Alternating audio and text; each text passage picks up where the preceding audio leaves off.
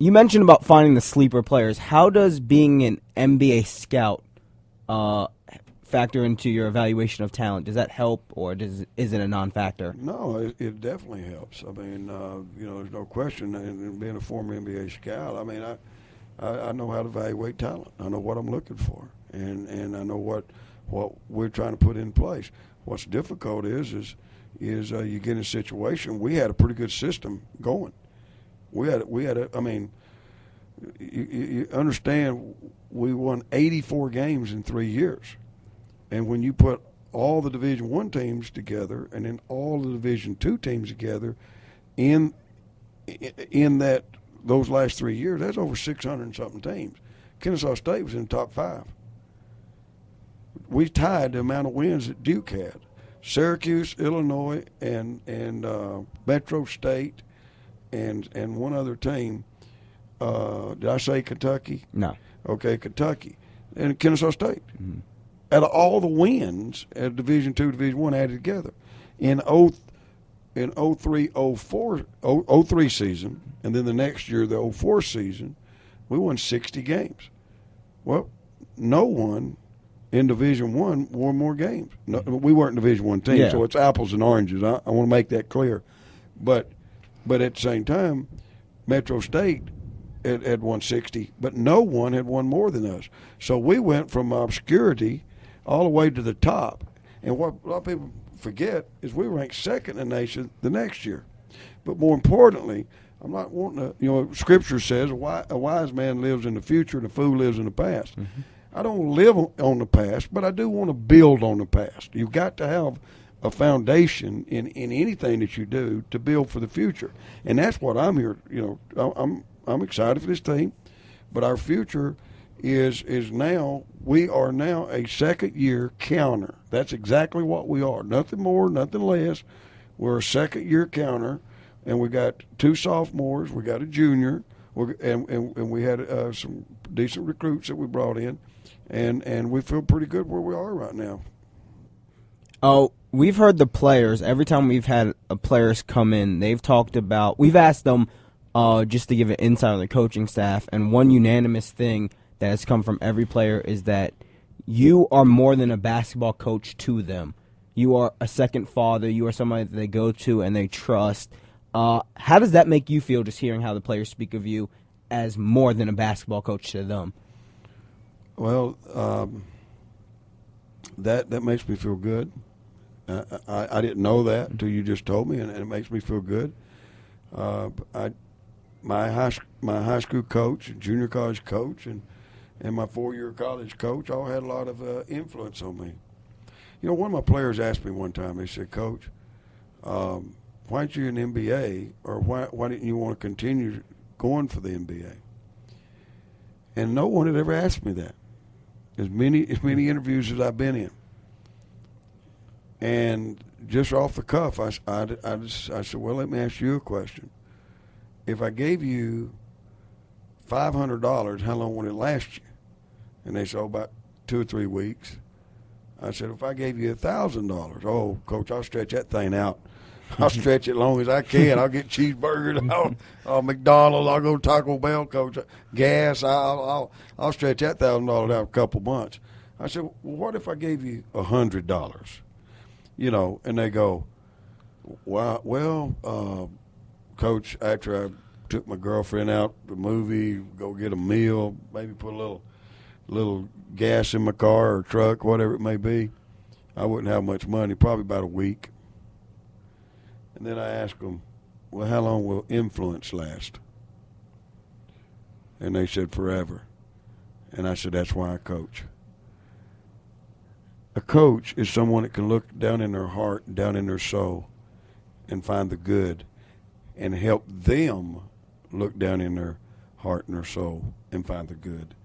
And I've always said, you take a coach, you take a kid, you take God, and you can do anything. And I really believe that. And trust is very important to me.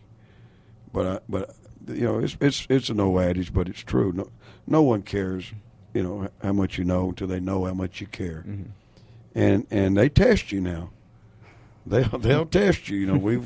I think I've cried in interviews, and they've cried in interviews, but we bond and we come together, and we need that on the court.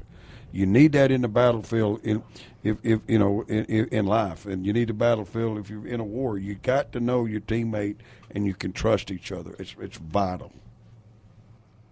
Going off of that, as we build to this year, what is something that all of the fans, all of the KSU people, everybody listening to our radio program now, when we tell them to come out, because we've been telling them for months, you've got to come out, you've got to see this team, you've got to support every team here. Because they're working hard to represent this university. What is something we can expect to see from this year's men's basketball program? Well, I think we're going to be like a box of Cracker Jacks. I think we're going to be just full of surprises. And if somebody's not there, they're going to miss it that night.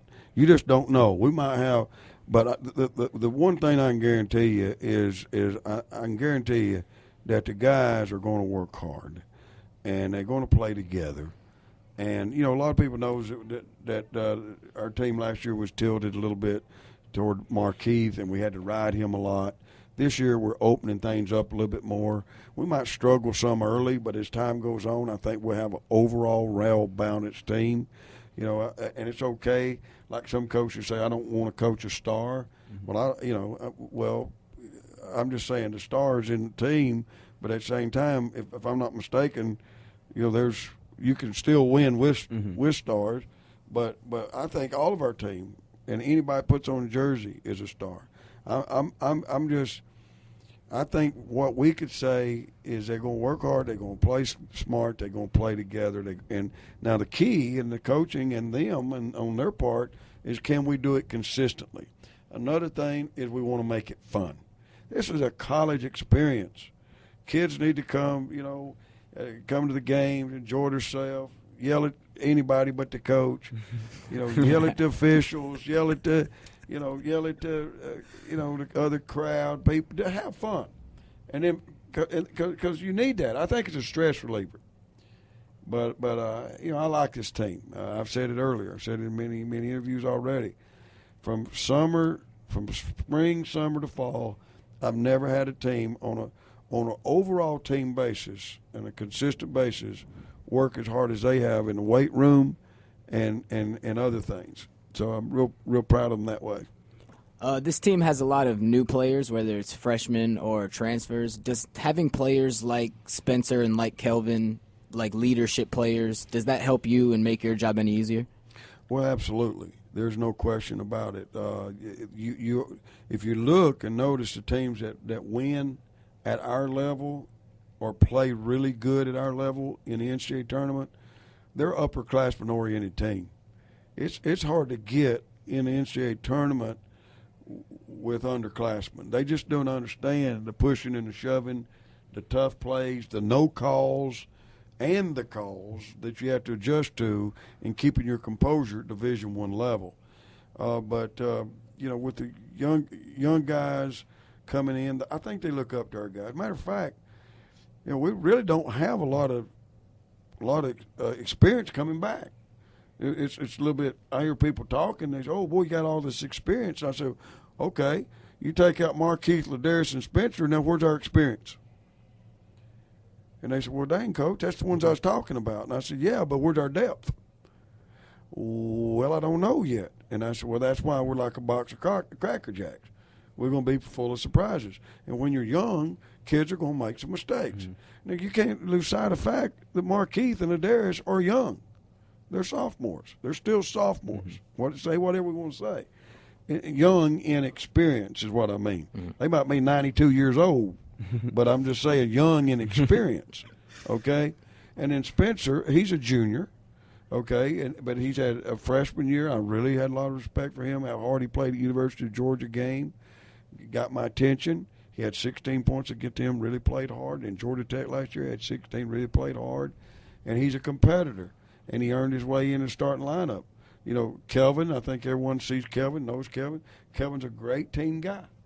But Kelvin just not the quickest thing, not very athletic, but you love Kelvin. A lot of people think, wow, why is Kelvin play? Well, Kelvin's playing because Kelvin can shoot, he's a leader, and he can play, and he loves to play.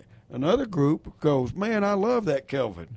Boy, he's fun to watch. He's not because he's small and he's out there in a big man's game, but he's got a big heart. So you're going to have judgment and fans on each side of the issue. My deal is I love Kelvin. He's a senior. He's been good for this program. He came in as a walk-on, earned his way, and is pushing close to 1,000-point club. Spencer's the same way. He's earned his way and hung in there and done a good job. And, of course, I think we're all watching and waiting to see, what's going to happen with Markeith, because he's been working on going left. His jump shot's better. We know he can go to the basket. But all of them got to work on their defense, and all of them got to work on their toughness. How did going to Canada this offseason help you find an identity for the team and the depth that you were talking about? Well, it helped us because we was able to take some kids that we could look at, and when we took advantage, as soon as I saw that NCAA passed that legislation, we jumped on it as quick as we could, and by the grace of goodness, we was able to pull it off where we could go. Unfortunately, we couldn't take but 9 players, but those 9 players got some quality minutes and some quality looks, by me and my coaching staff. Was able to see what they could bring to the table in certain situations that would took us a while to figure out once the season started. We've got 5 games under our belt against former college and former, some pro players that we played in Canada, some tough guys. I mean, they had some, they had some guns. I mean, they were strong and experienced, but our guys gained that. And the ones I think gained the most experience, is Andrew Osserman. He really started flourishing. His defense got better. His work ethic was starting to improve. There's a big jump, guys, from high school to Division I basketball, and he's going to go through some things, but he has a Division I body. He's a tremendous student, and he's a better person than any of the other two. Meaning player or student. He's just a great person. But he really came around. Artie Marine came around. He came up some big baskets, and then being able to see Aaron Anderson. Aaron Anderson was quite a surprise. We had 10 days to practice before we went. That's what I wanted. But also wanted to compete against tough people, and we did, and we won. We beat everybody we played. Mm-hmm. We ended up winning that last game against the team that beat us earlier. So, I got to see them in getting beat situations. I got to see them in come from behind situations. I got to see them, where we had to lead against good teams and maintain it.